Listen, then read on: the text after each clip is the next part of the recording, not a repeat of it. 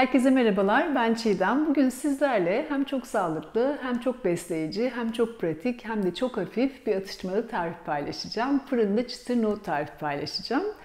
Akşam film izlerken gönül rahatlığıyla yiyebileceğiniz, öğünlerinizin arasında sizi tok tutabilecek, salatalarınızın içerisine ekleyebileceğiniz çok besleyici bir atıştırmalık olacak. Yapması da bir o kadar kolay. Hatta hiçbir şey yapmayacağız neredeyse. İsterseniz hemen yapım aşamasına geçelim. Sonra tekrar görüşelim.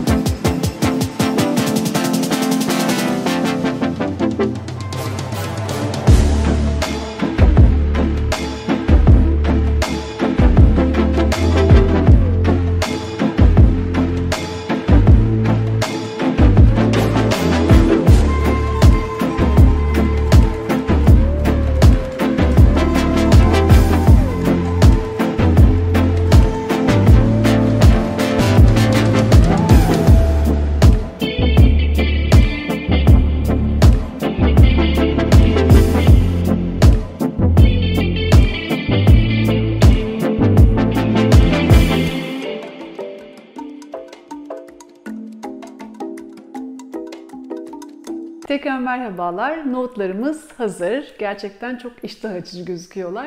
Ben daha önceden haşladığım ve dolapta sakladığım, buzlukta sakladığım nohutları kullandım ama siz isterseniz konserve nohut da kullanabilirsiniz. Sadece tek püf noktası olabildiğince kağıt havlu ya da temiz bir havluyla suyunu almak. Onun dışında yaptığımız zaten hiçbir şey yok, siz de gördünüz. Ben kavanozlarda saklayacağım. 2 hafta boyunca yiyebilirim. Şimdi deneyeceğim ama öncesinde izlediğiniz için çok teşekkür ederim. Bu videomu beğendiyseniz ve başka videolar görmek isterseniz kanalıma abone olmayı unutmayın lütfen.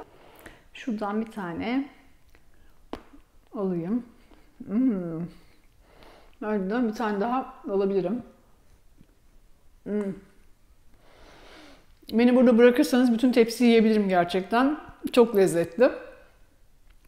Umarım siz de denersiniz ve yorumlarınızı benimle paylaşırsınız. Çok sevinirim. Tekrar görüşmek üzere. Şimdilik hoşça kalın.